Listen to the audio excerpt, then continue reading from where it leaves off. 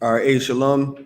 We the Isupk started out on 1 West, 125th Street, Harlem, New York. Under Commander General Yohana, I'm Priest and Officer Dan Ya'ala. This is the Wednesday night law class. If you got any questions, type them in. If not, of course, y'all know what we do. We're going to move on, go into the topic. So, if I could, yeah, go ahead. You want me to speak on angels and the painting on the wall that they found knocked down the wall that it was in the church. They knocked down the wall and they saw the proof that the angel was coming with, blessing of water. Got you.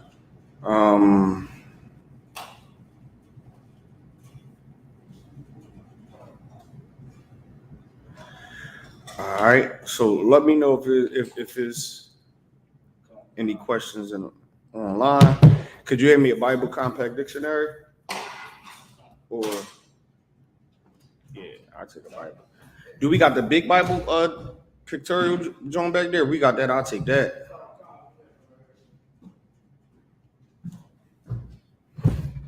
Yeah, no sign of Christ. Is there any questions in the room?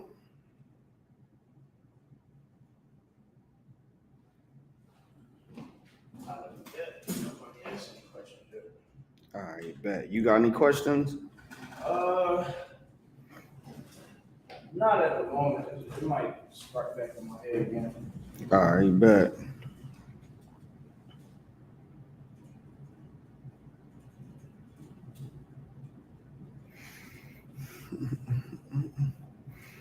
Man, what was I going to look up?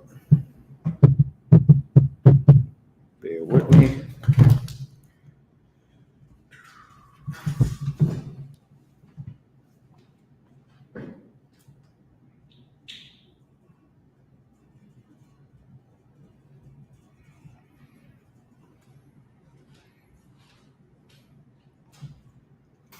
Okay, so it'll be John 5 and 4. So I think even with this, once I find this, I'm gonna just run it back on why I even brought this up. Let me get it. I believe you were speaking on the validation of the Bible. Right. You were speaking. Okay. All right. So you were speaking about the books the scriptures that they took out of the Bible. They had took out. I believe they took out this part of the Bible, if I'm not mistaken, in the NIV. Yeah, and they didn't see it as factual. Right. Yep. That was the point. All right. So hold on. My memory starting to come back to me after all the years of damage.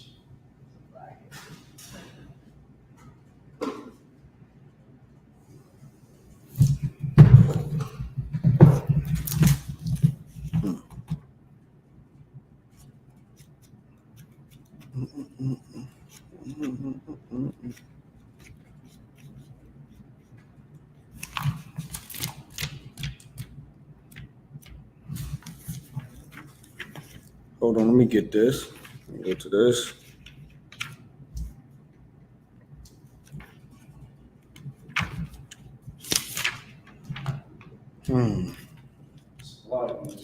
Yeah, go ahead. Breaking news. Missouri School District announces the return of corporal punishment for students through paddle use. What? Yeah, so, back in the day, parents would always say, you see, back when I was in school, the teachers can put you behind. And, they abolished it nationwide, but the state of Missouri is trying to bring it back. So, of course, they trying to bring it back for the black kids, for the young, the youth. Yeah, they must want the murder rate to go up. Okay.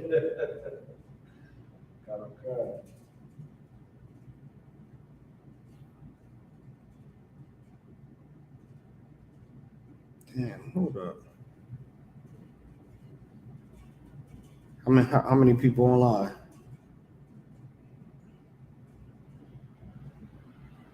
We have a few. Type in them questions, man. Don't be just sitting there. And then, or get me. Hold on. I know what to get. Give me John 9:4. No. 5:4. You ready, sir? Hold on.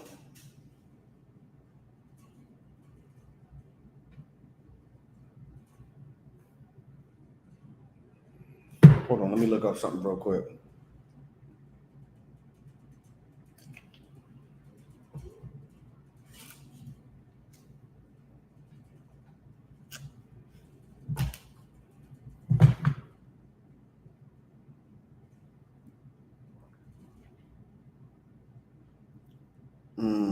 Hold on.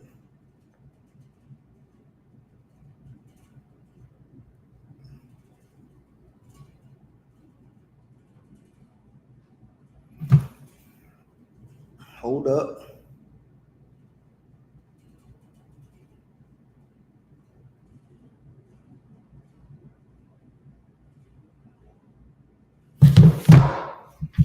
All right, yeah, go ahead and read it. The book of John, chapter 5, and verse 4. For an angel went down at a certain season in the pool and troubled the water. Whosoever then first after the troubling of the water stepped in was made whole of whatsoever disease he had. So what is that saying? Go ahead.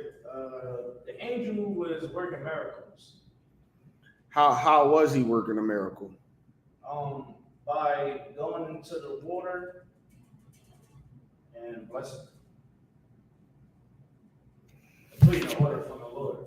Yeah, so the angel would go into the water, and there was a certain time of year when people see the water waving, because the angel would be in the water waving it, they would know that's the time to get in because you would be healed from any illness or sickness that you have. Read on. Verse 6. No, Salaki, verse 5. And a certain man was there, which had an infirmity 38 years. Verse 6. When Jesus saw him lie and knew that he had been now a long time in that case, he said unto him, Wilt thou be made whole? When Jesus seen him, right? Yahweh seen him laying on the side of the pool, and he wasn't strong enough to put himself in the pool to be healed, and everybody was stepping over him. Right. Read on. Verse 7. The impotent man answered him, Sir, I have no man when the water is troubled. He said, listen, I have nobody to put me in there when the water is troubled. When that water is moving, there's nobody to put me in there.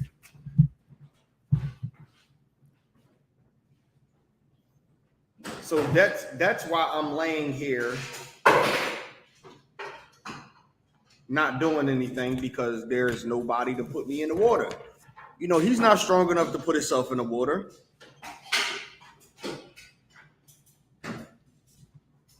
So hold on, bear with me, y'all. So he said, look, he ain't strong enough to put himself in the water, and there's nobody here to put him in the water. Why? Because everybody was stepping over them so they can get himself healed. When the purpose of that pool is not for that. You know, the purpose of the pool wasn't for that. So, you know, Christ right now is about to make an example.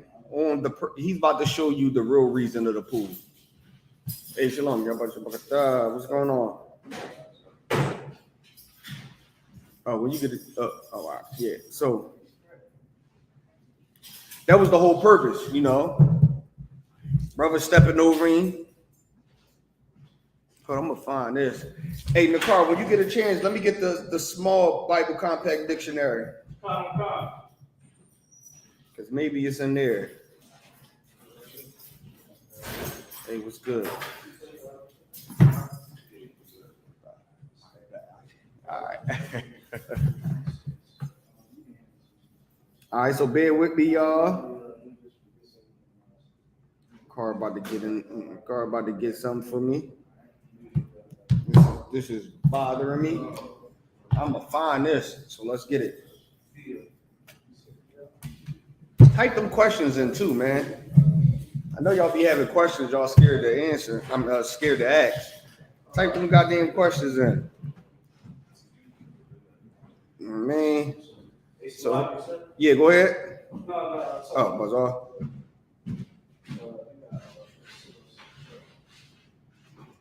Man. All right, let's get it. Let's go. So you said you need Yeah, you can finish. You can finish the verse.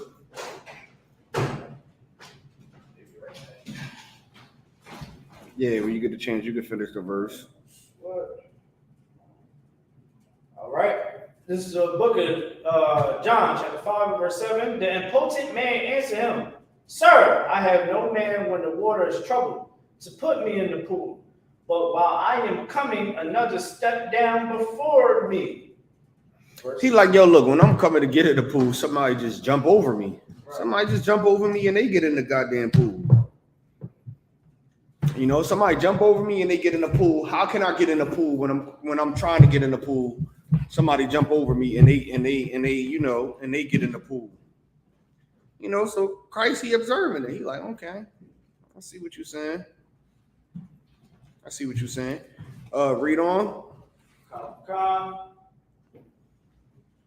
Verse 8. Jesus said unto him, Rise, take up thy bed and walk. Christ was like, look, rise, take up your bed and walk. He said, look, man, you can't walk, you can't do none of that. Rise, get up and walk. That's what Christ said to him. Christ made a miracle. Right? So hold on, let me, because there's a word I'm looking for in the dictionary that's going to explain everything.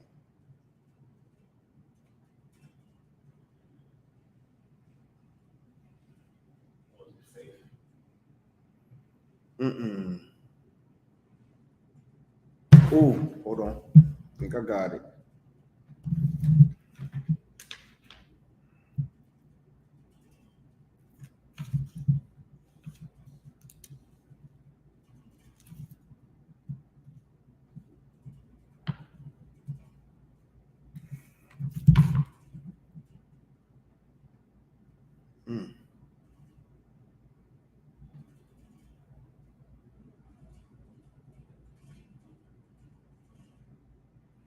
Bear with me. Any questions online? All right, let me hear it while I look for this. All right. What are some things that are considered unlawful for a woman to do in a relationship? Damn, okay, that's a broad statement. I'll give you the main thing. If your husband is a man of the Lord, disobeying what he asked you to do. Only if he's a man of the Lord. If he's a man of the Lord, you have to trust that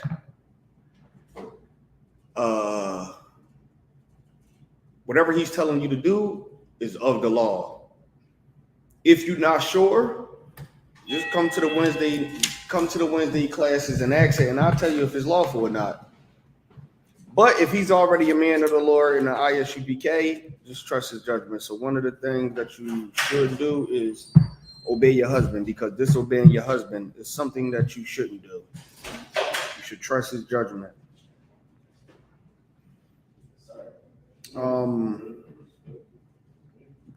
Unless you know there's something specific that you want to know, you could just ask it, and I could get into details. Hey, what's going on, brother? Hey, what's going on? Hey, Shalom, I'm good. Man, I'm looking for this goddamn story, man. This thing might kill me. But was that it in the car? I believe so. Online? All right, cool. Okay, we got Another question? another question. It says, what does the Bible say about us dating people who aren't Israelites? Like somebody A heathen who are Israelites. Yeah, somebody that's not an Israelite or somebody that's not in the truth. I think they got be more Yeah. specific. I'm good. I'm too out. Yeah. So, do you mean when they not an Israelite, meaning they a black person that don't believe they're Israelite, or they another nation? That's two different things.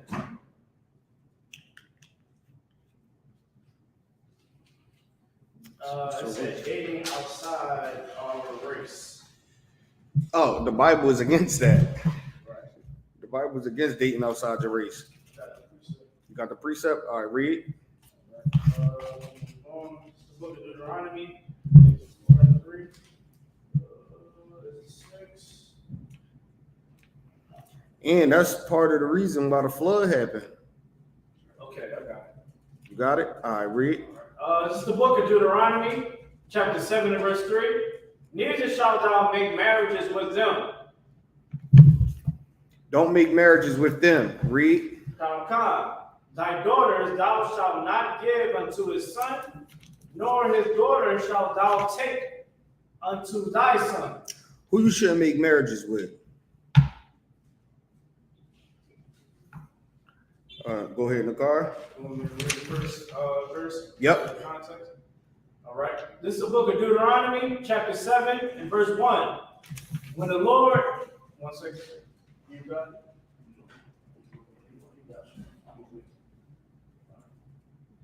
Deuteronomy chapter 7 and verse 1. All right. It's the book of Deuteronomy chapter 7 and verse 1. When the Lord thy God shall bring thee into the land, whether thou goest to possess it. When the Lord bring you into a land, whether you go to possess it, right? Read.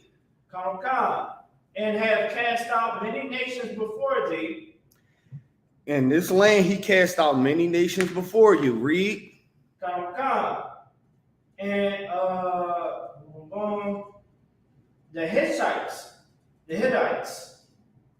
and the Girgashites, and the Amorites, and the Canaanites, and the Perizzites, and the Hivites, and the Jebusites, 7 nations greater and mightier than you. Mm-hmm. Verse 2. And when the Lord thy God shall deliver them before thee, thou shalt smite them and utterly destroy them. Right, so read. Thou shalt make no covenant with them, nor show mercy unto them. Verse 3. Neither shalt thou make marriages with them. So who is it talking about?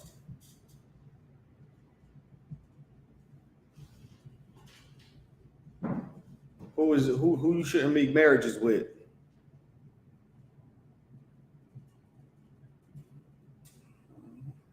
Mm-hmm.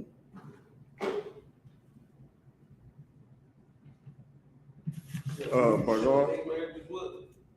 Yeah, go ahead. I'm just estimating that you should make marriages with someone outside of the race. Yep. You don't believe in what you believe in. Or yeah, that too, but someone that's outside your race, that's who you shouldn't make marriages with. Right? That's who the scripture talk about. So hold on real quick. Nakar, hold on. Honey, I got this for you right here. You just tell me the word. This right here, this definition. You can read this next. That's it. That's about Archaeological. you can read from the top. But not now, while I'm answering this. Silent? Yep.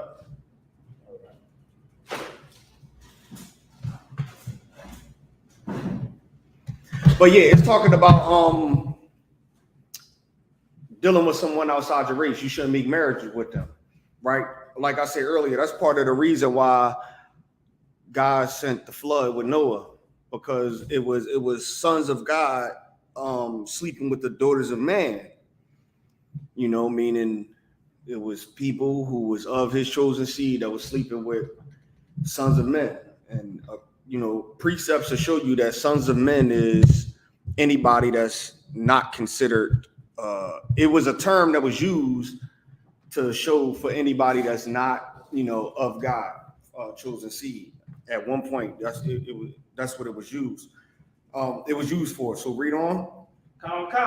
Neither shalt thou make marriages with them. You shouldn't make marriages. You shouldn't marry them. Read. Thy daughter thou shalt not give unto a son. You shouldn't give your daughters unto their son. Read. Nor his daughter shalt thou take unto thy son. Nor should you allow your son to take one of their daughters. You shouldn't accept that. Read. Verse 4. For they will turn away thy son from following me. Here's why you shouldn't do it. Because they will turn away your son from following their God. Like, as you look through the scriptures, it happened with Solomon, it happened with Samson. All it takes is a woman, you know, most of the time. And that's what gets a brother to stop following God. Go ahead. I got a question, right? Because I feel like I can relate to that. Right? My kid's mother, she Caucasian. Right? We don't believe in the same thing. We you know, she can't relate to my struggle. She can't relate to my life.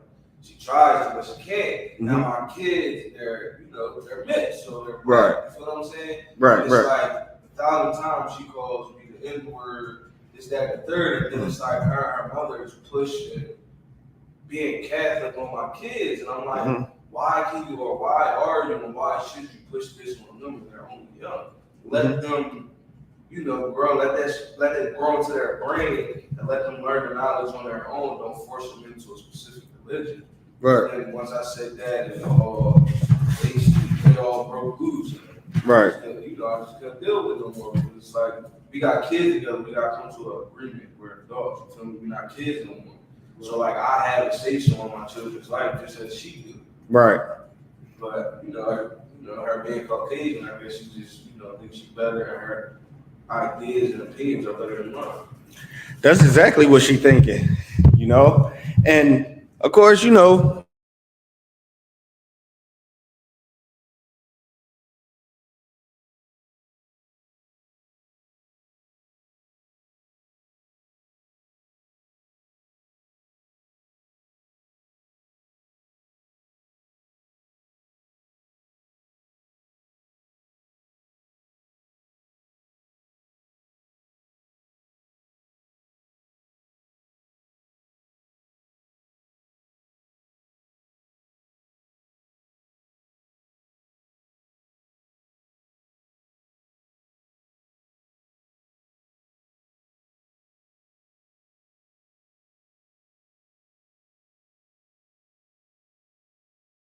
we thinking about changing schools, you know, for the kids, and we would like your opinion.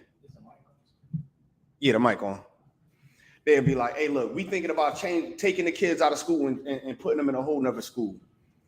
But we want you to pick. What would you do in that situation?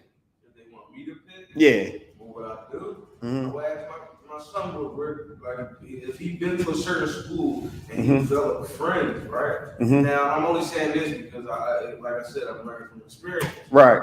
I was with my son, we was walking, both of me and my kids, and my son started crying. I'm like, yo, why you crying?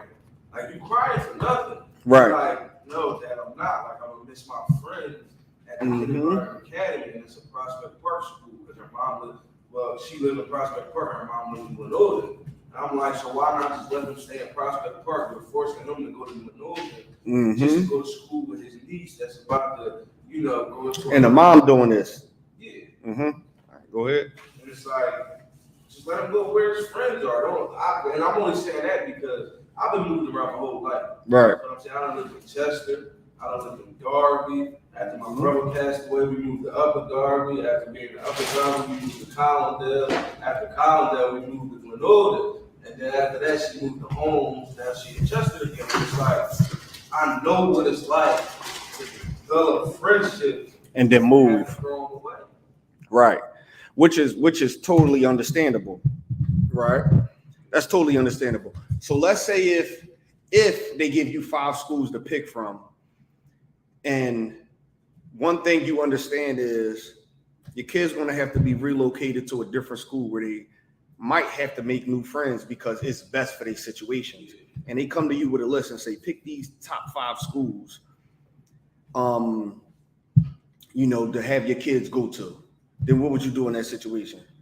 Even though they're going to have to make new friends there, but them making new friends is a better decision for them going to these places with their old friends. Right. This one is better for their life. Then what would you do out of them top 5 schools?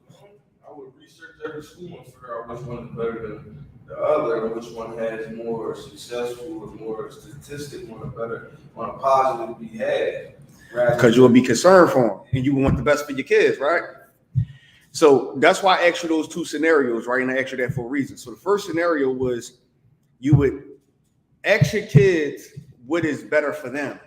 Not what is better for them, where they want to be based off their friends, which any parent would do. You wouldn't want to move them away from the friends. But if you put in a situation where it's you have to make the decision, you ain't going to the kids to ask them. You're going to research it because you're the adult. It's like that with the religion. Why wait till them get older to find out what religion they're going to follow when they more than likely won't know? If you find a religion that you feel as though is right, that's what they got to learn. We ain't had no options of wanting to do chores or not. Parents, you going to do them goddamn chores, you get no punishment. Regardless, we ain't having no say-so in what time we got to be in the house or whatnot. We didn't have no say-so even when we go to the schools, what we wanted to learn and what we didn't want to learn. We come home with bad grades, that was our ass. That's one thing we understood. So it shouldn't be like that with religion. When you over here, you're following whatever the hell I tell you to follow. You're the kid, I'm the adult. Now, what has to happen is when they get older, then the kid is going to have to pick what mommy taught him and what daddy taught him. That's the only 2 options. But when you here at my house, I don't give a damn what your mom told you. You taking that yarmulke off, you taking that damn whatever she taught you, when you hit this door, it's coming off. You're not learning that in this house. Because what's going to happen when the kid turn 18 and have a mind of his own to pick? They're going to pick the religion of the parent who they felt was the most dominant. So if the kid over your house and you like, I ain't going to teach the kid to be a Hebrew Israelite. I'm going to wait till the 6-year-old grow up. Or how old is the kid? 4 and 6. 4. I'm going to wait till this 4 and 6-year-old grow up, and then I'm going to let them pick the religion. When you can start at that age, and when they grow up, they're going to be whatever you follow because that's what daddy follow, and what you follow is right. So now it's like, versus every time when they hit mommy house, they're following whatever mommy say, and they're going to do it. So whatever I say go in this house goes. That's not how you tie your sneaker. This is how you tie your sneaker. That's not the time you come in this goddamn house. This is what time you come in this house. You don't eat snacks before dinner. This is when you get snacks. I'm going to set all them rules. So guess what? When it comes time to, hey, my child is over to mom house studying goddamn Buddhism or reading Ouija boards. That don't mean nothing when that child come in here, because once that child walk in this door, it knows whatever the hell mommy just told me ain't flying over here. Like me personally, if I could tell like a personal story, I had full custody of my son since he was like 6 months. He's 9 right now. My son is 9. And since then, he's been going over his mom's house every week and all that. And she believed in a totally different thing. And one day he called me and he was like, he had to be like 6 or 7 around that age. He was like, hey dad, I'm at mommy house and she making some food. I just read the back of the box, right? Gelatin have pork in it, right? I said, yeah. He was like, hold on. Mom, I can't eat this. I can't eat this. And you hear her say, why? Because it got pork in it. She said, So what you gonna eat? He was like, so daddy, what should I eat? I was like, ask if you can make something else. You got anything else to eat? And she was like, yeah, I can make you something else. Why you don't want to eat? And then she see him on the phone and she was like, your dad telling you not to eat this? He said, no. I just called my dad to make sure that, if pork was cool or not. He said, no, because I read it on the back of the box. She was like, oh, so I don't know what you're going to eat then. And he was like, daddy, can you send some food? I said, yeah, I got you. He was like, all right, my dad going to send some food because, dad, I'm going to call you back. All right, bet. And then as I hear him hanging up 20, my dad going to send some food because I know we can't eat pork. It's in the Bible. And then I hear the phone click and I'm like, he called me. I didn't have to. When you go up your mom's house, don't do this. We don't do that here. And he been here to know we don't do that. So he go up his mom's house and it was to a point where every time he ate, he called me. Hey, daddy, this is that. Can I eat it? Can I eat it? Yeah, you can eat that. You can't eat that. And then it got to a point where his mom called me and was like, yo, you might just have to start sending him up here with his own type food because he ain't eating nothing. He in the market reading ingredients and everything. I don't know what to do. And I'm like, look, I'm not telling him to go up there and do it. He's doing it on his own. I don't know what you up there teaching him. But he's taking what I taught him because it was like, yo, whatever you learned up there, that don't matter when you hit this crib. You're not eating no goddamn pepperoni Hot Pockets in this goddamn house. You're not doing this. You're not doing that. And now to this day, he don't, he already knows. So he, like, real quick, like one day he called me and was like, hey, like, cause he go up his mom crib for the weekends. He called me, he go up from like Friday to Sunday. He called me like Saturday morning. Can you come get me today? I said, wow, what happened? He said, nah, I heard mommy and I'm in the room talking about this birthday party we was gonna go to. And I was like, I got you. Let me call your mom real quick. And I called her. I said, yo, we about to, I'm about to come scoop him real quick. He called me, said he gonna come back. This is that and the third. And she was like, all right. Like she already knew. He called and was like, yo, she trying to take me over. I knew I shouldn't do this. So guess what? Can you come get me? And that's what it, that's sometimes what it takes. Go ahead. It's not crazy. I can relate to that because how I feel is my kid's mother, she's turning up against me. Mm-hmm. Now, when me and her getting along and I'm over there seeing my kids and I'm strictly there for my kids, anywhere I go, both of my sons is like, Daddy, where you going? Where you going? Can I come with you? Right. I'm like, y'all can't. And then they start crying. And then it's like, I called my kids used to call me like clockwork on FaceTime. Mm-hmm. They both got phones. Mm-hmm. Now they don't call me no more. And I'm seeing it, and it's like, why you turning my kids away from a genuine good individual that learn how to be a man on his own? Right. You know what I'm saying? And I can teach my kids right from wrong how to be an educated black man in this world. Right. And it's like, to me, it's like, man, why turn them against me just because you got your personal opinion? Yeah, you beat. That's not cool. Are y'all together? No. You're not together? Then you got to keep it that way. I'm telling you, because we not meant to be with them. So as long as the kids is young and she have control over them, she's going to manipulate them to hate you and to, be against you because she want them Catholic. She want to be the dominant parent. She might feel like it goddamn was a mistake even messing with you. You never know what is running through their head. Honestly, this is a lesson where as though you just gotta start taking the steps to doing as much as you can for your kids and then hope the Lord work it out for you. Because without that, it's no hope, especially like it's damn near hard to fight against a goddamn black woman that's a part of American society. Imagine with a white woman, you ain't winning. Whatever she say in that courtroom goes.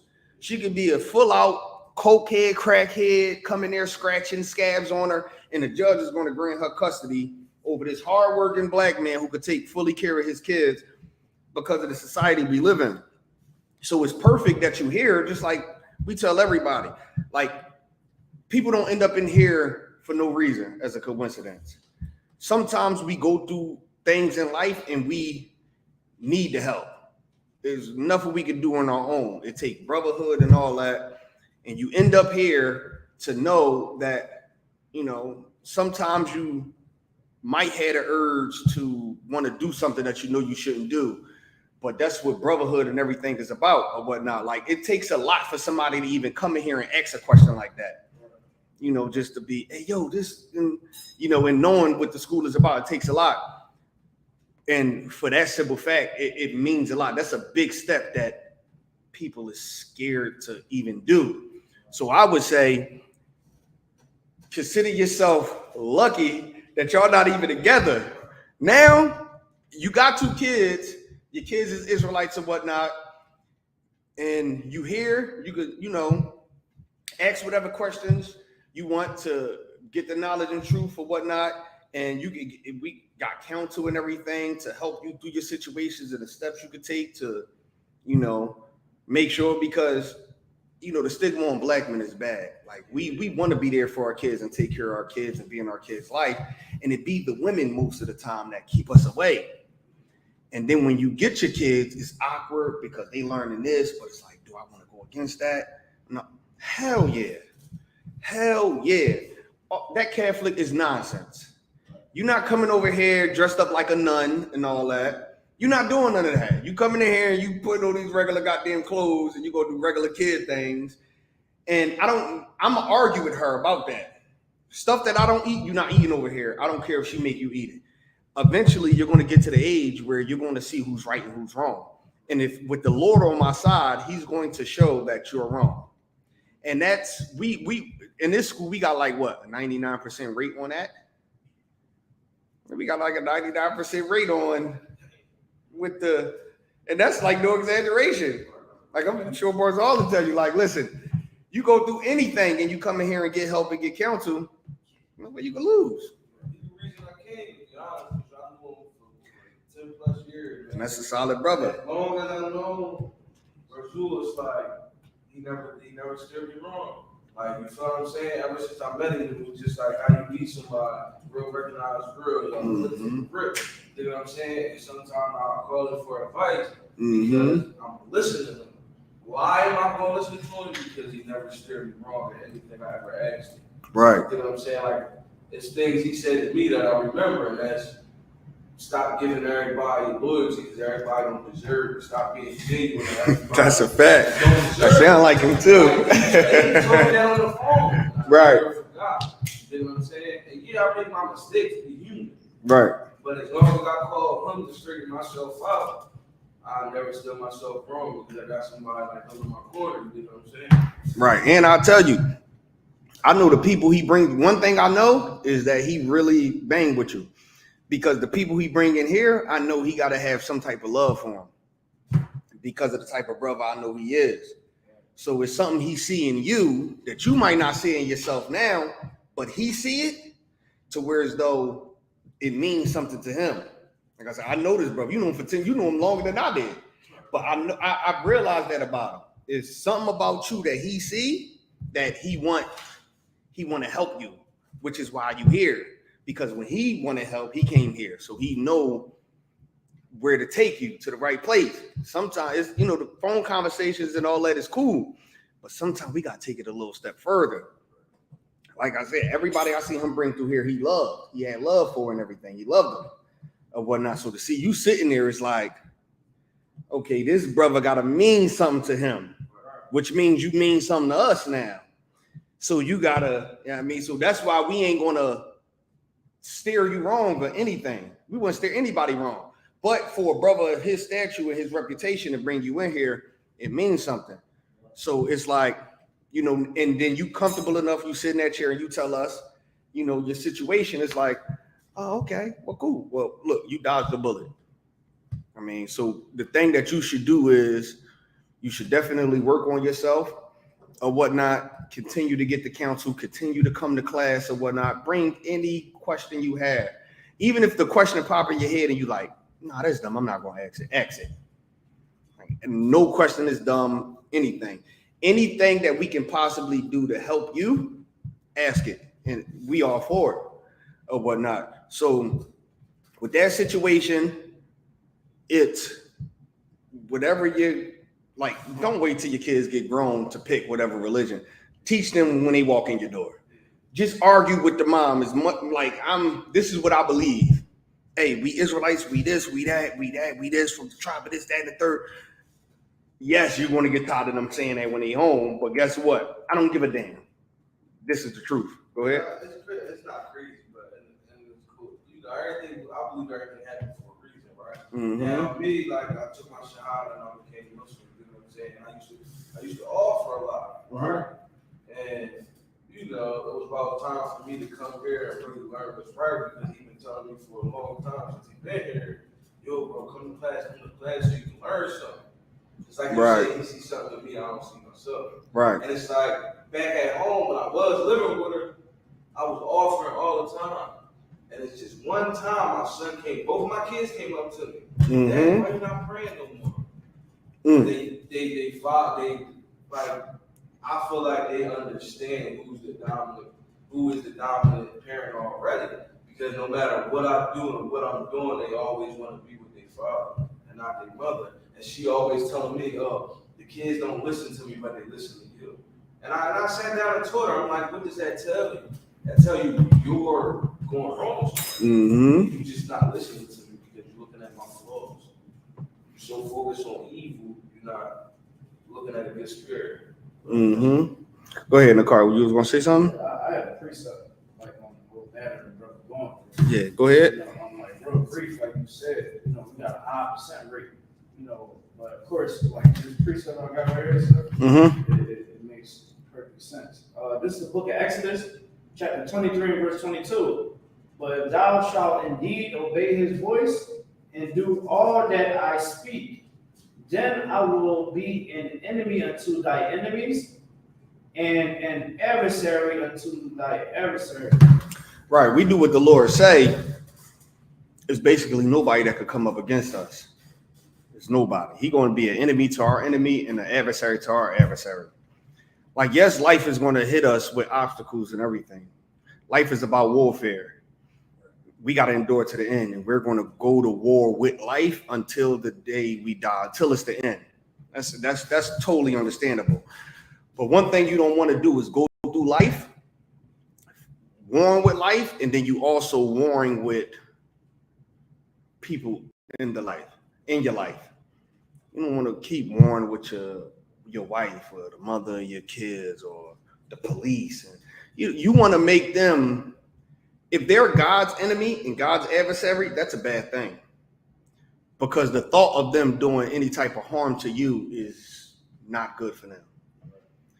They wake up in the morning and say, I'm going to go harm such and such today. They're going to drop dead before they could even do anything to you. And, your battle is just going to be something different. But you don't want to be on that wrong side of the Lord, is what the scripture basically saying. Read on. Next verse. Yeah. Yep.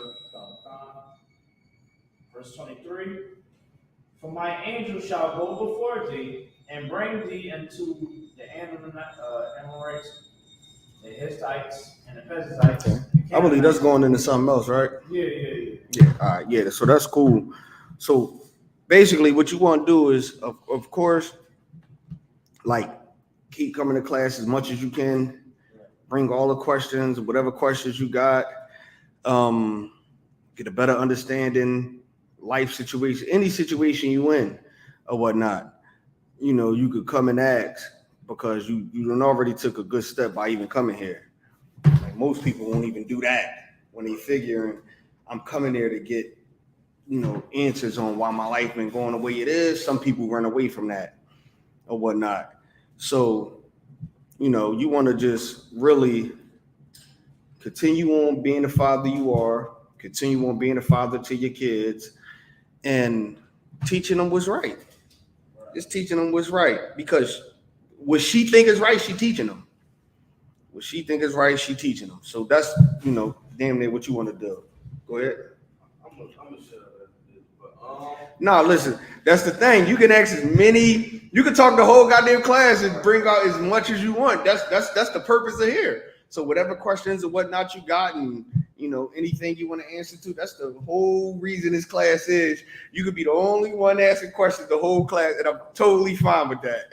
But go ahead. It's like with my kids, like you said, it's like, you know, teach my kids right from wrong, man. It's like my kids want to follow me. You know what I'm saying? Because all they know is daddy goes to work, daddy take care of them. Right. Daddy not teaching us right from wrong. And like, all right, my kids is rough. He'll tell you when he pull up and I'm with my kids, they love me like that's their uncle, because that's what I tell them. That's your uncle. That's my brother. And the first thing they start doing is rough housing with me. Right. Because it's like, I want my kids to build a relationship. Right. Just like I had, you know what I'm saying? Right. And it's like, my kids get bullied because their mother is telling them hands are not for harming. Yeah, you're right. Hands are not for harming, but when somebody picks on you, mess with you, you protect yourself at all means, no matter what it is. And I taught my kids that, and that's what they know. You know what I'm saying? So when somebody was messing with them, they put their hands on them, and then they get in trouble at school, and then she snaps on them, and I'm like, they're learning what I'm teaching. Yeah, you teaching them to be a punk. They're not bullied, but they're protecting their own peace and their well-being. And you're allowing them to be bullied, and I don't like it. Yeah, look, you got the right mind. Look, we self-defense, all that. We do the self-defense and all that. Like, so you got the right mindset. You know what I mean?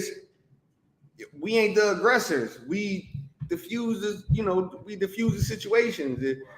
I ain't gonna put my hands on you for no reason, but if you try to harm me, then I'm damn sure gonna protect myself. We teach all that. We got classes on self-defense, all that. You know, for everything you could think of, we got here. So I mean, you got the right mindset. I mean, I'm starting to bang with him already. Like, okay, he brought him in his joint, solid brother, I see. So yeah, you want to just you really just want to keep that up. And the main thing is, once you add the Most High laws in with it, who in the hell can stop you? She can do whatever she wants. It ain't gonna mean nothing. It's not gonna mean nothing. You're gonna have to endure and fight and show the Lord or whatnot that you really in this, but in the end, you're gonna win. You're going to win. It's no different from catching a regular case out here and hiring a lawyer. When you sitting in that courtroom and hearing that judge say all that crazy stuff, it feels like, oh my God, the way he talking and everything, feel like, man, this might be it for me. God damn. And you got to endure all that. You got to endure and hear him say whatever the hell he want to say and talk all crazy, and your lawyer fighting and everything. And then in the end, everything is all good. And you like, I beat this case. Yes. Woo. But one thing you don't forget is the process that it took to get there, because all the stuff you had to hear and fight through, you leave that courtroom, you like, damn, I don't know about this one. You heard what he said? They got me here. Whole time, this is gonna get dismissed, but you sitting there, you fighting. It's the same thing with the Lord. You're gonna have to fight. She's definitely gonna put up a fight with hating what you're teaching them. But guess what? In the end, you're gonna come out victorious. In the ISUPK, we are, if I could just hypothetically put a number, we like 6,288 billion and zero. Like, we don't lose at nothing. Like, we can't lose at nothing. But when the Lord is on your side, how can you lose? Like, anything you name it, we win. Go ahead. All right, so like how you said, the spirit is not crazy or coincidental. Like I said, everything happens for a reason. Now you said if you fighting a case, right? Bro, before I got locked up the day after my birthday, and causes of my kid's mother, right? And I'm like, man, why would you get me locked up? I just came across somebody, my credit score just skyrocketed to 660, 658. So like my life did a whole 360 for me a couple days before my birthday, and so forth and so on. It kept going on. And then boom, she threw me in jail because I'm slowly falling away from her because all she want me to do is spend my money, so I have to depend on her, and I'm realizing it, right? And it's like, I just went through that. I sat in jail for 6 months. She's not coming to court. She's not going to press charges because she really don't want that. And then it's like, I beat my case. It was July 18th, I think. I went to the courtroom with my lawyer. We waited on the cop. The cop showed up, pulled my lawyer to the side, and was like, "This is what I'm gonna do. I'm dropping all charges, just let him plead disorderly conduct, and he'll get time served for that. He don't owe us no money." Right. And then the cop went to the DA and told the DA what he was doing. Of course, the DA ain't like it. But the judge that's a part of his police department sided with it because obviously that judge would think that the police officer is right. Right. It's like that same day, I felt like my life was turning around because I started getting all these interviews. You dig what I'm saying? And when I first came home, I had 7 job offers. They all gave me the job, but they all called back and said, "Yo, we can't hire you because you got rid of charges." Bro, I lost all hope for 6 months. I ain't gonna lie. From February to July, I lost all my hope I had. I thought I wasn't gonna make it nowhere, but I kept going. You know what I'm saying? Because I've been that way my whole life. I always stood tall. I just kept. I never gave up at nothing I wanted to do. You know what I'm saying? So it's like. Now imagine thinking that way. And imagine thinking that way with 1,000 brothers behind you to support you and back you. Something that we never have growing up in the Black, Hispanic, and Native American community, where we go through things like that and we really only could depend on ourselves. So imagine thinking that way, but having a support system behind you. Like that's what we build in here. Like you went through all that and fought through all that. Just imagine having a support system behind you. 1,000 brothers. Like listen, us in here, we didn't been sued, everything didn't happen. And we mobbed 200 deep inside the courtroom and the judge respected. 200 deep in there. The support would be out of this world. Nah, he ain't do it. I don't give a damn what you're talking about. We didn't see this a million times. We mobbing there. Just imagine the support of 200 brothers in there. I mean, it's rare. So we go through life fighting this on our own, but just imagine a support system. That's how every other race fight theirs. Chinese person go through anything. His whole family is in that courtroom with him.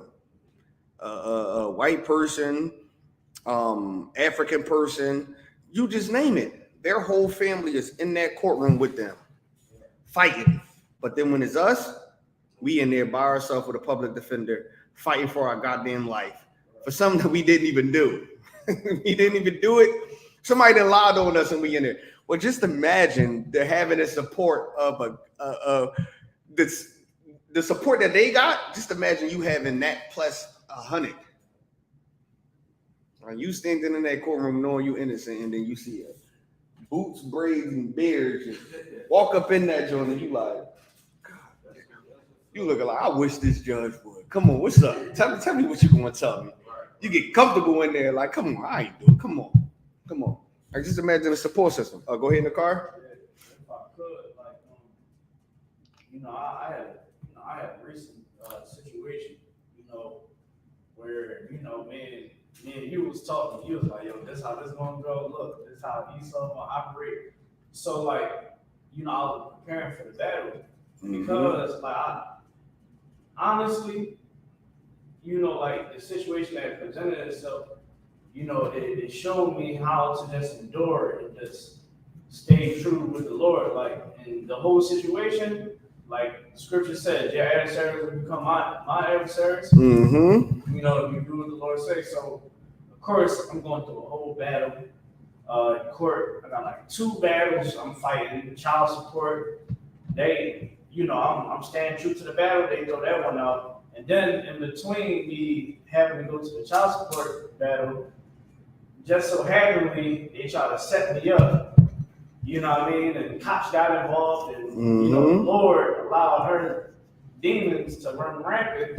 She got locked up. So now when the custody battle comes, I got receipts. you know what I mean, police reports, hey, you know, she came to my residence, my pregnant wife and all that.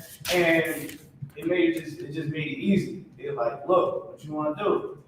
And then I was like, all right, and, you know, that's unheard of for a black man, you know what I'm saying, you know, to go into a courtroom with heavy leverage against a black woman.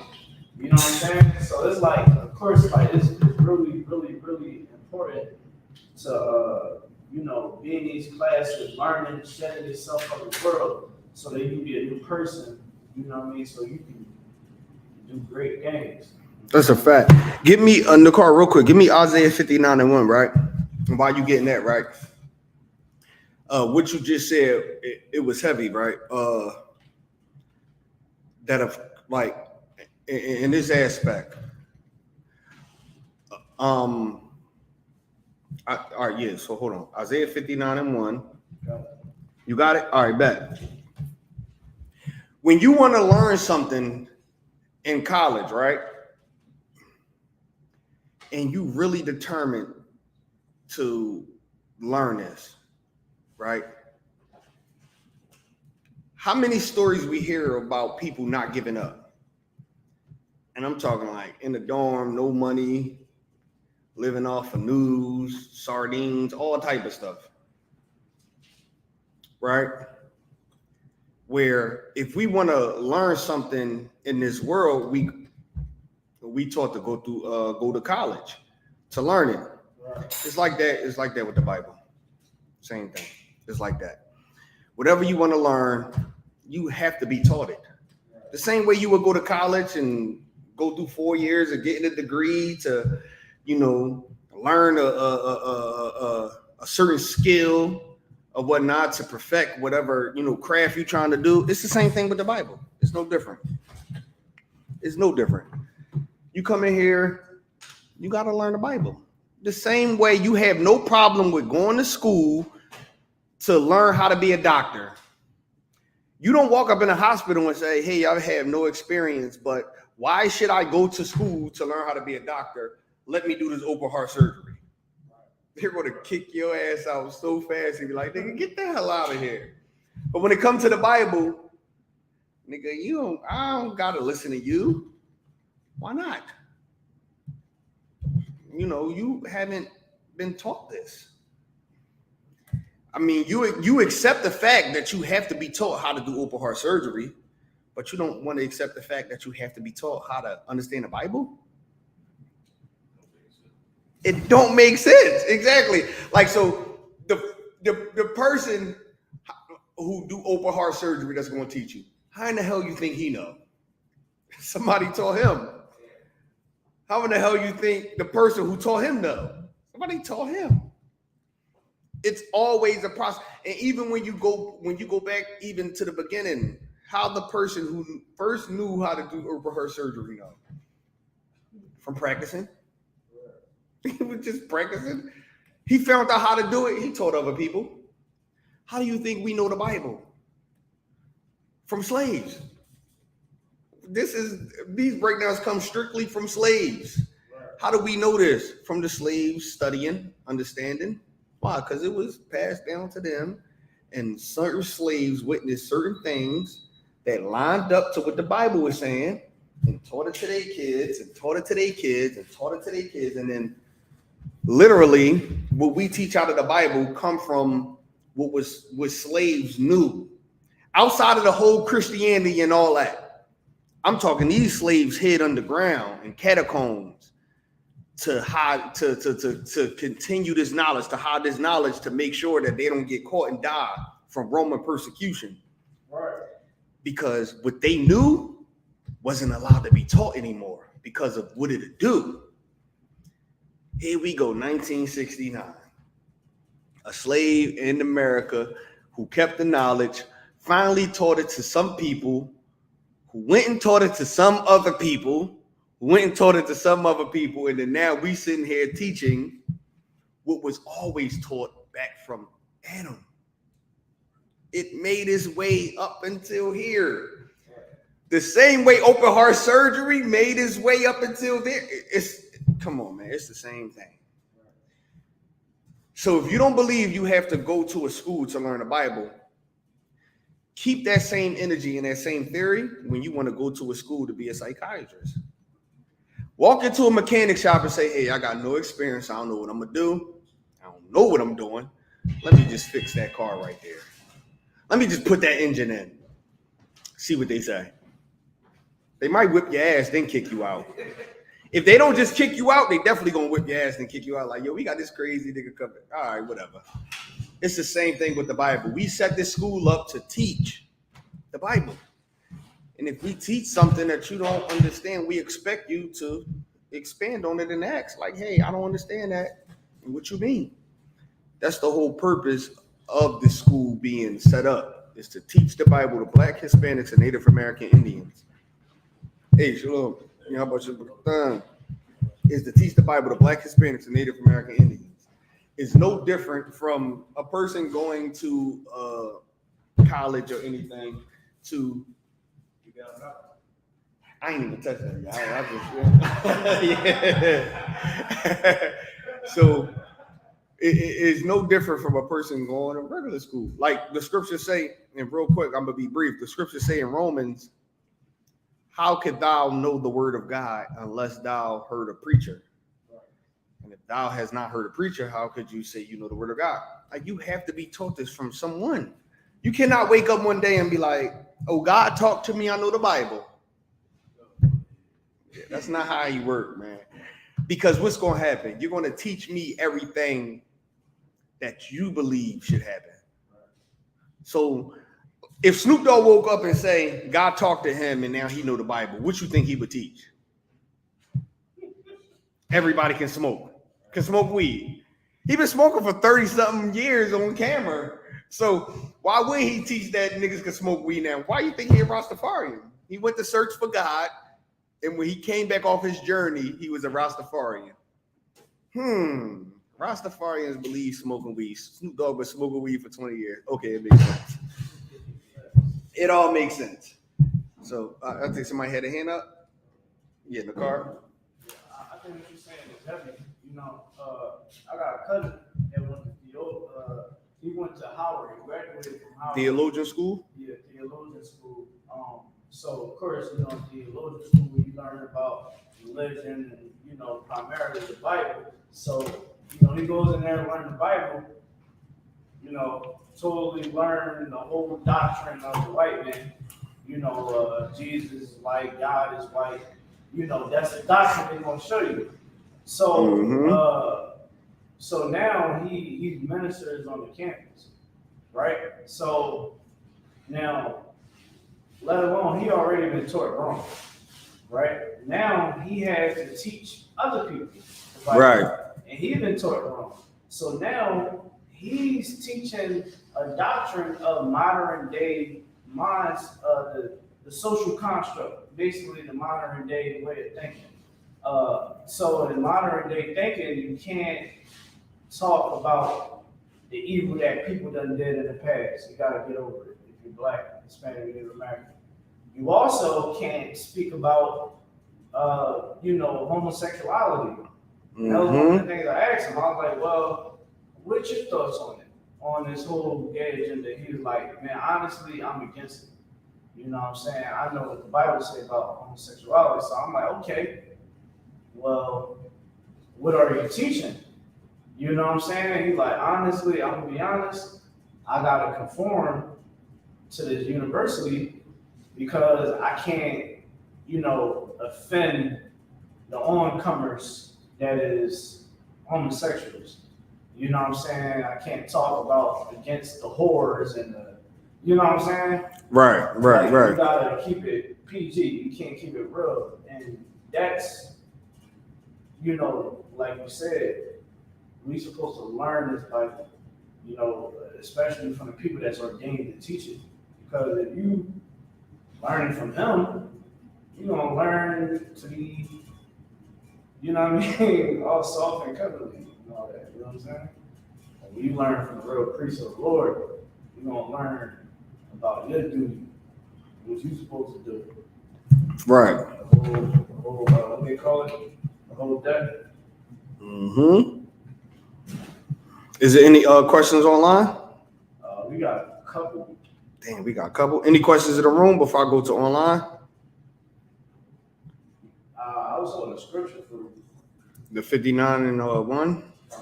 Yeah, let's read that and then we're going to go into the questions online. It's the book of Isaiah, chapter 59 and verse 1. Behold, the Lord's hand is not short.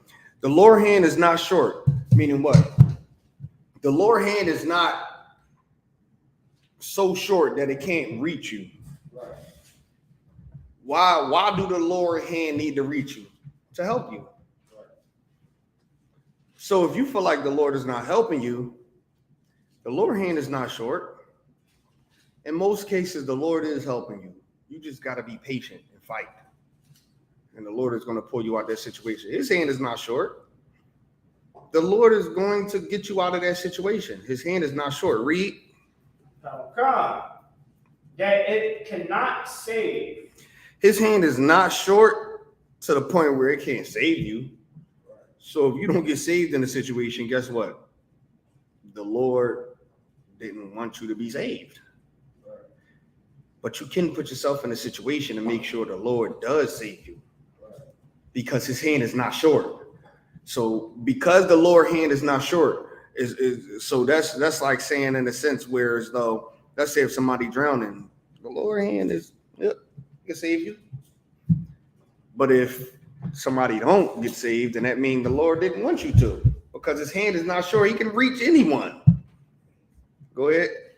That made me chill, right? And I say that to say this, bro. It's like, I was in a coma before. Like, I would say between 2 to 4 days. And like, I've been carrying this on my back ever since. If God didn't want me alive, bro, I would not be alive. So it's like I'm trying to find my purpose. And you know what I believe in, who I really am, because he gave me another chance at this life. You know what I mean? And I only say that to say this because you spoke more than that. It gave me chill. I've been through it. Right. Because if, like, yeah, that's the perfect example. Because you was in a coma 2-3 days, and then you came out of it, you could have died. And then now look, you here. Like, that's the perfect, you here. If the Lord didn't have plans for you to be here, probably, it's a good chance you probably wouldn't have woke up. Everything happens for a reason. His hand is not short. The Lord's arm is not short. He can reach whoever the hell he want to reach. If he don't reach you, it wasn't meant. So it could have been, he could have been like, yo, you know what? What's today's date? August 24th. He could have been like, wake him up. He gonna come into that school August 24th. We gonna see what he do from there. Second shot at life. Like, we say that all the time, and a lot of people think we say that in the sense of just trying to get more members or whatnot. Like, oh yeah, God brought you in here so you could stay. When people come in here and never come back all the time, and it don't hurt us. Like, this school was once ran off of 2 people at one time for a very long time. And we got to the members we at now because 2 people didn't give up. They could have been like, damn, ain't nobody coming in. We could, let's give up. So people come in here all the time, but sometimes it don't turn out good for them. The Lord send you, certain places for a reason. Like, he send people in here for a reason. What Christ say? My sheep hear my voice. So you hear, how you hear Christ's voice? You sitting in here. Like, a lot of people think we just say that just to get new members. If that was the case, you would have walked in here and this class would have been full. But we don't tell people what they want to hear. That's why it's not full. It ain't full because we ain't telling people what they want to hear like the Christian church is. Like, who is it? Is it TD Jakes? Who got this church down the street? That's TD Jakes, right? Church down the street? Yeah, 2 doors down. That's TD Jakes' church. The Potter's Clay, whatever that is. That's his church. And Yediah will tell you, listen, all y'all could attest to this. How many times we've been in here and we hear the music coming through the walls? They 2 doors down. And we hear the tambourines beating through these walls. Like I'll be sitting up here teaching, and we can hear the music beating through these goddamn walls. So you got to think about these walls is, and you got to remember this is at least 2 buildings down. Yeah, this was like on a reoccurring sequence where it's nothing but doom. But there was also a time when we didn't hear that music. That's when that Lord said the coronavirus. Yeah, when that coronavirus came, we didn't hear that. Now that they reopened, listen, we hear that music. Their church is full. And then 2 doors down, we're not. They're telling you what you want to hear. We not. A few of their members came in here one time, asked certain questions, and when they didn't get the answer that they wanted to hear, they left and went right down the street. We cool with that because the Lord's sheep hear his voice. So everybody that's sitting here is sitting in here for a reason. Now, are you going to be the brother that sit in here and just come like a day or two and then dip off and then, never be seen again? Or you going to be the brother that come and then you're going to become a brother? You're going to become one of us. You're going to become one of the Lord's chosen people. Like I done seen tons of brothers come in here. Like I tell people all the time, the scripture in the book of Romans where it say, does not believing make the laws of God none effect? Because you don't believe, that don't mean the laws in the Bible don't mean nothing. I done seen people come sit in here and then I see them like a month later, be like, damn, what's up? What happened? I ain't gonna come to class. I'm gonna be there soon. And as you talk to him, you realize, yo, this person, he's strung out. Life didn't really kicked his ass. And because he didn't utilize the resources he have, he thought he could fight it on his own. So now he out there. I see him from like, as I'm walking up, I'm like, oh, snap, that's such and such. He see me and he's smoking a cigarette or a blunt. And then when he realized, oh, that's Daniela, he pluck it out. And I see him plug it out. I see him. I walk up to him, hey, what's going on? And we talk. And the whole time, he like, damn, I hope he didn't see this goddamn blunt that I'm smoking. I seen it. I'm not about to say that. I seen you plug it out. You plucking it out, let me know that you know what's wrong and you shouldn't be doing it. And you respected that now that I'm walking up, damn, I can't smoke this in front of this nigga, man. This nigga, he gonna say, he done already told me it's wrong. So now you like, what's up? What's up? And you like, what's going on, brother? Sitting there having a regular conversation. Hey, damn, why you ain't been to school? Man, just fighting. Okay? We all just fighting. We regular people just like y'all. The thing is we lean on each other to get through this. And that's what we trying to get you to understand. You got to lean on what you can to get through this. We not expecting you to come in here the first day and then kick whatever habit you got. That's not how life works. If we was expecting that, it would be almost like, we just fooling ourselves. I said this multiple times. It was plenty of times where I done sat in classes and taught. I done sat in classes and watched. And, I ain't gonna say no days. There's a lot of brothers that came in this joint high as hell. First few weeks, first few months. And they still to this day, they don't know I know they was high. Because I never say it to them. I don't give a damn. Every time that you showed up, that mattered. Because eventually one day you woke up and it's like, when you don't walk in here high, I'll be like, oh, yes, let's get it. Yes, let's get it. He's learning something. Like Nakar, no. Nakar even bring this out sometime. Man, when Nakar first few weeks of this job was just like, man, I might gotta grab this nigga up and put him out, man.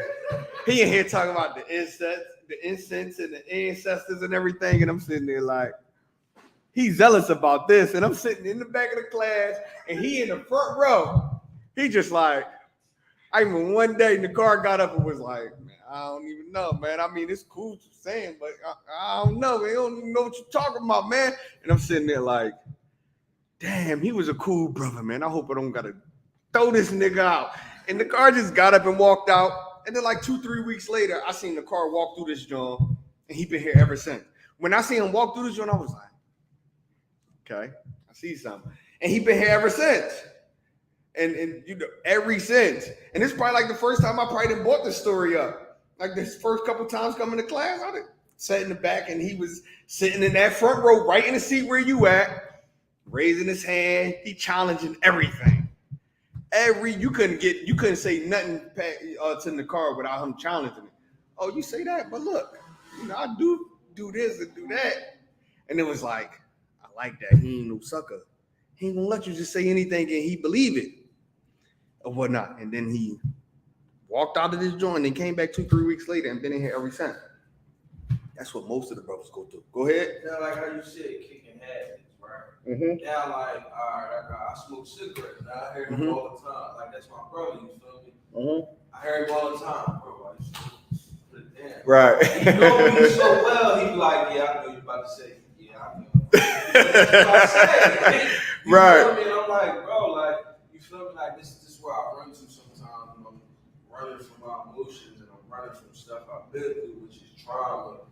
And, you know, mental things, like, you know, watching somebody commit suicide, things like that. I don't speak on it because I don't want to talk about it. It's PTSD. I go back to the same night and I freeze myself up. You think what I'm saying? It's like, I'm running and running and running, and I'm tired of running. I got nowhere to go, man. You know what I'm saying? It's just to me, but it's like, I'm running 30. Look how far I got running. You know what I'm saying? Now it's time I want to deal with it. It's just trying to learn how to deal with it in the right way. You know what I'm saying? Yeah, you in the right place for that, for a fact. Because one thing we all understand, we all fight our flesh and deal with stuff. And this is why they create rehab, rehabilitation programs and AA meetings where you go sit in a meeting with a bunch of people, because sometimes it's most times Christ. So sometimes what they understand is going to take, you know, a bunch of people for you to lean on to kick the habit or whatnot. Like, you know, coming enough times or whatnot, and the Lord see you serious, it's going to be a day where the fight is going to become way easier, where it's going to be, damn, I usually smoke 7, 8, 10 cigarettes a week. I probably didn't smoke like 6 this week. And then time go on, you like, I'm down to 2. Time go on, like, yo, it's been a week since I had a cigarette, man. I hope I keep this up. What's going to help that? Brotherhood. That's one thing this earth is missing, brotherhood. And too many times we have people around us that just tell us whatever the hell we want to hear to make us feel good. You know what fixed that? Brotherhood. Yo, come on. I understand you're going to do something, but you don't need to turn to cigarettes, because as the cigarettes get whatever you're going through off your mind, it's slowly killing you. So come on, you need to find a better way. At the same time, you like, yo, what better way do I have? I hear you, but what better way do I have? I think as you tell me that, that's cool and all, and I agree. But these are helping me now. After you tell me that and I smoke this, I'm good. I still don't know what other way. In here, that's why I say, brothers come in here high all the time. I was doing security, opened the door. Brother had a bag full of tuna fish, cans, tuna fish. And I was like, hey, brother, man, you can't bring that in here, you know. And I explained it to him. He was like, you know what? He tied it up. He went and hid it somewhere, and then he came in there. As time went on, brother came back and was like, yo, you know, I ain't eat tuna fish in like a week or two, right? And I'm like, oh, snap, that's what's up. Some people just, you know, it's a process. But just being in here, learning or whatnot, and, you know, understanding brotherhood, it helps with your process. And whatnot, helps you get through things. Like, without that, you're not going to be able to accomplish anything. Go ahead. All right, brother, like I ain't gonna hold you, right? Growing up at the age of 9, I lost the only thing The only person I knew that believed in brotherhood, and that was my brother, my older brother. And it was like once he passed away, I lost myself because I didn't know no better. My mom couldn't teach me how to be a father, bro. My dad wasn't around. You dig what I'm saying? So like I was learning on my own how to be a man. And like you said, brotherhood means a lot. And me growing up from 1 to 9, I understood that because my brother understood that I didn't have a father. So he understood that he had to step up and be the man that I wanted to be growing up. And that's what he became until he passed away. You know what I mean? And he passed away behind the simple fact that the toxic trait that my mother had, all our kids, all of my siblings, we run outside because we don't want to deal with what she's doing on the inside. So that night my brother ran to outside because that's all he know how to do. Right. Told me he would be back. He knocked on my door. I thought it was him, but it was a Darby police officer with a picture of my brother. 9 years old, bro. That traumatized me for the rest of my life. Because I looked at the scars on his face and I went to the funeral and I looked at him and the picture I got of my brother was never really the same. Right. You know what I'm saying? Right. Which is true. And listen, everybody in here done lost somebody. I done lost. See, this is the thing. I done lost brothers, sisters, mothers, fathers, auntie, uncles, but they are still living, right? I done lost them because of this truth. Came in here, I done lost girlfriends, wives, whatever, however you want to put it. I done lost all of it because of this truth. So I totally understand where you're coming from. But in the midst of losing that, I gained it all back when I came in here. I didn't gain mothers, gain fathers, gain brothers, or whatnot. Like I said, you actually lost a brother or whatnot. Can't never see him again. And I done lost brothers or whatnot. When I first came into this truth, the one thing that I prayed for is that all my brothers and sisters would come in too, because I knew they wouldn't accept it. And then I came in here, and the brothers and that I lost in the world and the sisters that I lost in the world that I wanted to come into this truth, I didn't gain 10 times better. And that's all brotherhood is about. Like, Barzal's my brother, Nakar's my brother, Yedai's my brother, all of them. I came in this truth and I gained them. What I thought I needed, I really didn't need. This is what I want. Now, I'm not saying that I forgot my physical family. That's not what I'm saying.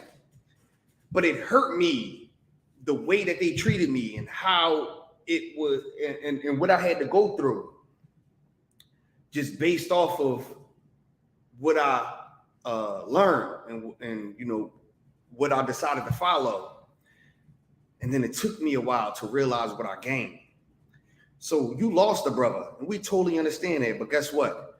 You can gain 1,000 of them who can keep your brother's name alive.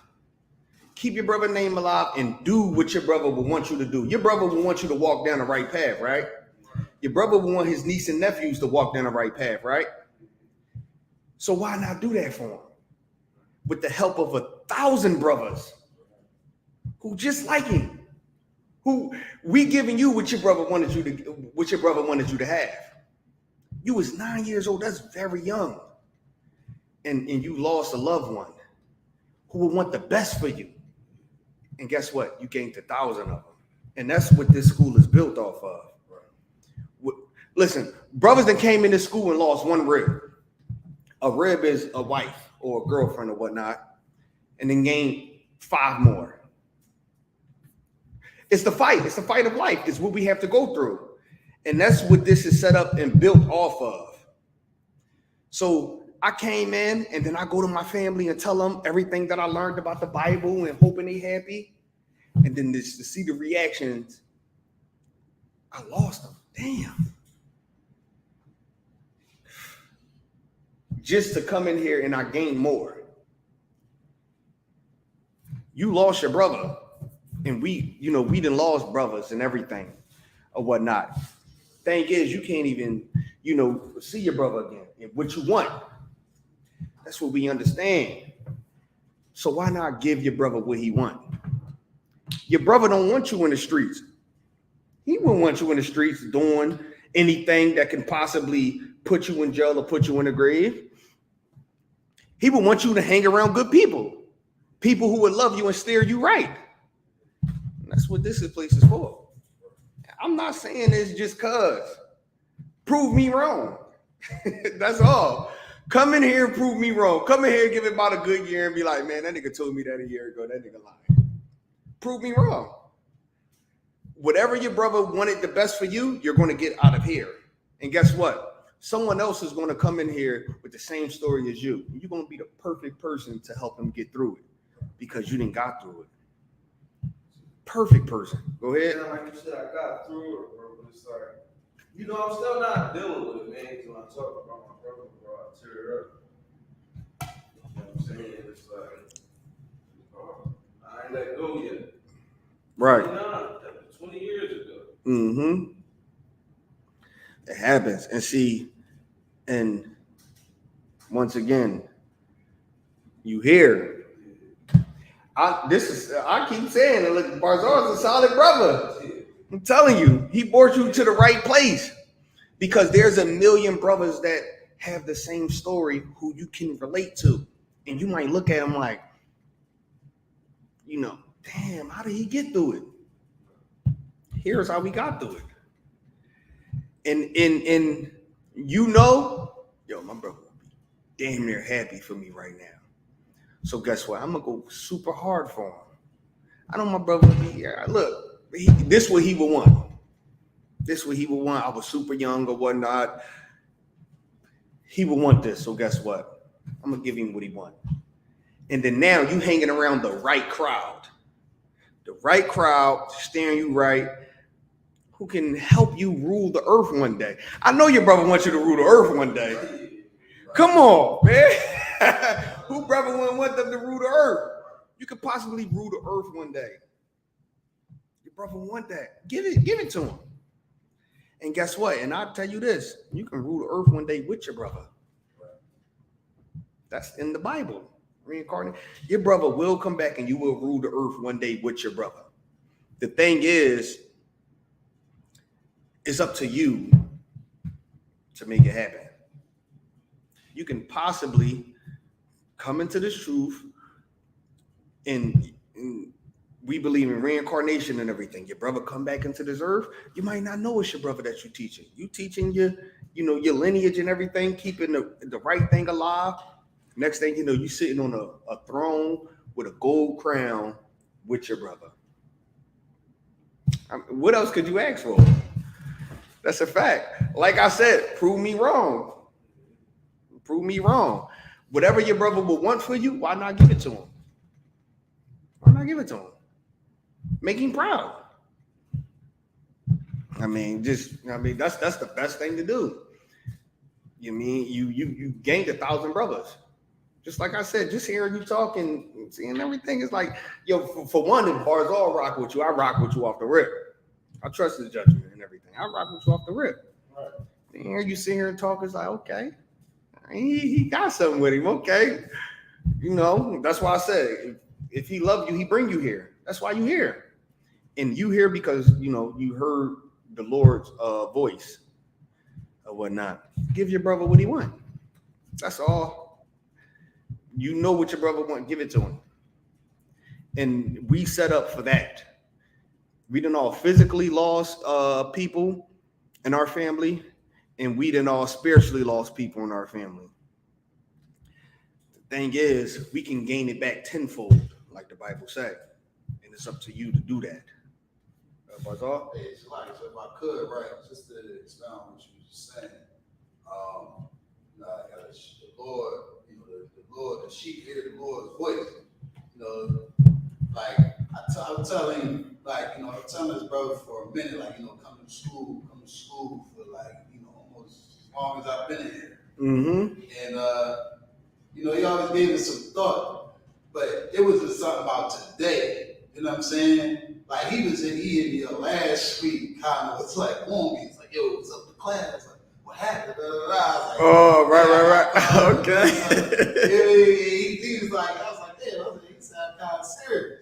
But he hit me up today. Called me, was like, yo, it was his little segue to me was talking about, I forgot what we talking about, and then he gonna say, what I really called you about is class. I gave Most High Christ. I was like, Most High Christ. I'm like, yeah, all right. So my thing was, it's like, allow the Lord to, use me as a vessel for him. All right, I'm gonna just see how serious he is. You know what I'm saying? Because I know how serious. Now he here. You're gonna see how serious he is. Like, you don't even, like, we got classes Monday through Saturday or whatnot. You ain't even got to, next week, you ain't even got to come back to this class or whatnot. Or just coming back, period, just shows. It's like, all right, he made that first step. I mean, see how serious he is? Let's see what he going to do next week. It's going to be a fight to come back. Trust me, it's going to be a fight. No, I'll come back, I'm open-minded person. And I'm willing to learn, not saying whatever, but Right. like I said, he never, as long as I know him, he never talked wrong. As long as I know him and his brother, him and his brother never talked wrong. As long as I know him, his brother, and his mother, never talked me wrong. Okay. You know what I'm saying? So, like, I always listen to them when they give me advice, bro. They never proved me wrong and proved me why I shouldn't. They always gave me the right answer and proved me right on why I should. And listen, we're going to see, because there's going to be some days where he probably can't make it. Some days you're going to have to show up without him. And trust me, the word it's going to mean something. Because this is my first time seeing, it's going to mean something. When you start to show up and it's like, hey, I've been seeing the brother come through. Oh, who we come through with, Basa? Okay. It means something now. So, you know what I mean? It's cool now, but some days you might have to show up without him. And that's where the fight starts within you, where it's like, yo, we going to class today? Yeah, I can't go. All right, bet. Now it's like, I want to go, but he can't go. You know what? You walk through the door, hey, where boys are? Oh, he ain't here. It means something. I'm telling you, this fight it's a fight, because we fighting for the kingdom to rule the world, to rule the earth, everything. Right? So it ain't easy. It ain't some spooky fairy tale what we think it is. It ain't, what the Christian church teach us. It ain't what the Muslim mosque teach us. It ain't what the Buddhists teach us. It ain't what none of these religions teach us what we think afterlife is going to be. It's not that simple. We're actually fighting for rulership of the earth according to the Bible, which means what? Something to the smallest thing of getting out the bed and making it to class for 2 hours is going to be a fight. It's going to be a fight. So you made the first step, and to paraphrase the scripture say, the angels rejoice when one come into the truth. You walk through these doors, the angels was happy. They was happy. They see you. They gonna go back and tell the Most High, hey, they gonna let them know about you. Now it's up to you to continue on the fight and use your resources to do whatever issue you have. Whatever issue you have is not something that we don't deal with. We got a solution for everything, which is why we 6,847 billion and all. Like we that for a reason, because we didn't been through it all and we know how to come out on top. So that's what I'm saying. It's going to be a fight or whatnot. And whenever you can make it. Whatever day of the week you can make it. It's going to help you in the long run. I'm telling you. Like I said, we got to endure to the end and we live life fighting, but it's in the long run, it's going to help you. It's definitely going to be beneficial. But real quick, Nakar, you said we had a few questions. Let me get like one or two, like quick ones. Oh, but go ahead. No. Oh yeah, the bathroom. 903. All right, let me get like two questions or one question. Let me hear. Pick the best one. How do we prepare ourselves who reject us when we enter the truth? How do we prepare ourselves for people who reject us when we enter the truth? That's the question. All right, so we prepare ourselves, of course, once again, brotherhood and sisterhood, right? Brotherhood and sisterhood and staying engaged in what's actually going on. So meaning you come into this truth, your family or whatnot, more than likely will be the first ones to reject you. Which this, like I was saying earlier, the school is built on. So when that happens, guess what? You have someone to lean on. Your mother rejects you, father rejects you, sister, brothers, cousins, or whatnot reject you, or whatnot. You have the school to now lean on. You have the school to lean on. Call anyone who you need to call to, to talk to about what happened. Everybody that went through this. Everybody that went through this. So the best way to handle it is to keep faith and to continue to do what the Lord says, and to lean on the brotherhood and sisterhood of the school to help you get through what you're going through. Because the moment you go through something and you turn away from brotherhood and sisterhood, it makes it harder for you to get through what you're going through. But all right, let me get one more.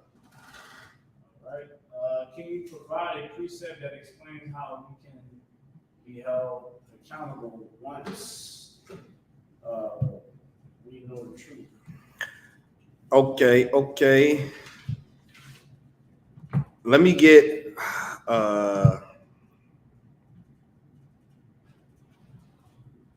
hold on, better to know. Hebrews 10 and 26. That's one, hold that. I was about to get it. 2 Peter 2 and 21. Let's go to 2 Peter 2 and 21 first, and then we're gonna go to Hebrews 10 and 26. And then we're gonna end it off with there.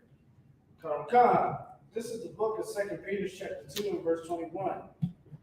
For it had been better for them not to have known the way of righteousness. It's better for you to not know the way of righteousness. Read. Then after they have known it. Then it's better for you to not know the way of righteousness than for someone who know the way of righteousness. Read. To turn from the holy commandment delivered unto them. To turn from the holy commandment. So it's better for you to not know that you're doing wrong and you're doing wrong than to someone who know that it's wrong and then they do wrong. Right. It is better. Read. Come. Verse 22. But it has happened unto them according to the true proverb. The dog is turned to his own vomit again. What's happening to them is what it says in the book of Proverbs. You can find it in the book of Proverbs. Even the dog returned unto his own vomit, meaning the dog would throw up and then go back and eat the vomit. A dog would do that. Wow, a dog don't know no better. Dog really don't have no order or anything. So it throws up, get hungry, and then go eat the throw up, not knowing it's just going to make you throw up again because it's throw up. That's why it's out of your stomach. Read. Come. The dog is turned to his own vomit again, and the soul that was washed to her wallowing to the mire. Read that one more time. And the soul that was washed to her wallowing in the mire. Read. That was it. Read the next verse. No, that was it. Oh, that was it on the chapter, right? All right, so read it one more time. Come, verse 22. But it happened unto them according to the true proverb. The dog is turned into his own vomit again. Mm-hmm. And the soul that was washed to her wallowing in the mire. Right. So a dog is turned unto his own vomit. Right. So a dog is just gonna eat his own vomit once it throw up. Right. But a person that have understanding of what's going on is not gonna do it. Right. So it's better for you to not know the holy commandments than to know it and then commit a sin. It's the same as a dog throwing up and eating his own vomit. It's hurting you by throwing up to know, oh, I'm throwing up because this shouldn't be in my body. And then you going back and just eating the throw up. You threw it up because it hurt you. It's better. It's better that way. Now let me get Hebrews. We're gonna end it off on Hebrews. Hebrews 10. 26.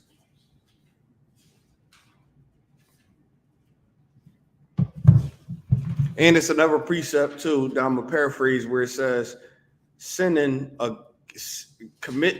knowing the way and sinning again is similar to Christ going on the cross again, crucifying him again.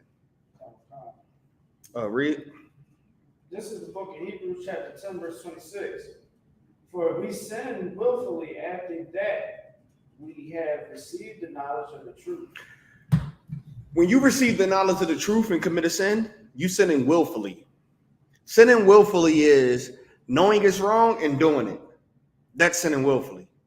I know she belongs to someone else, but I'm gonna still sleep with her. That's sinning willfully.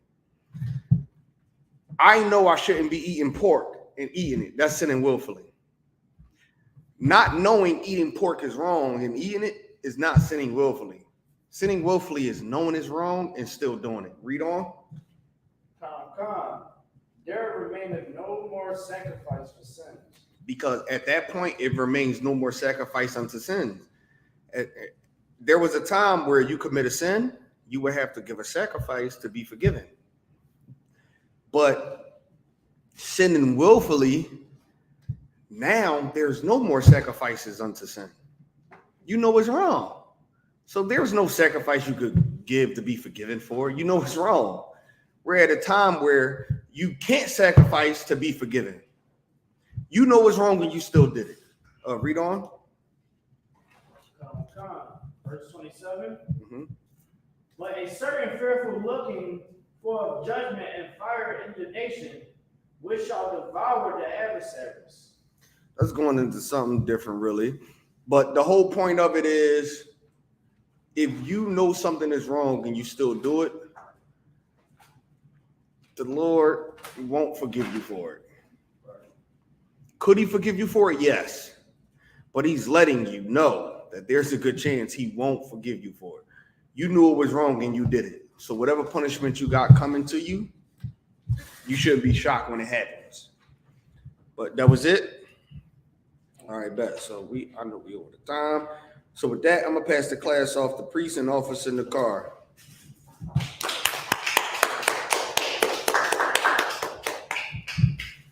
All right, let's clap it up again. Thank you for Daniela presenting a good class. All right, the Isupk security announcements. Where the Isupk start out on West 125th Street, Harlem, New York. Work for new brother and sister. When the new brother or sister comes into the school, they have off limits for 6 months. They are to be secluded only. They are headed to share themselves with the world. They need transportation. The teacher will arrange it. After 6 months, if a brother or sister has an interest in a particular person, he or she must get permission from the head to speak to a brother or sister. There's another 6 months in which the brother and sister will court each other. After the 6 month period, the brother and sister will get permission from the head to marry.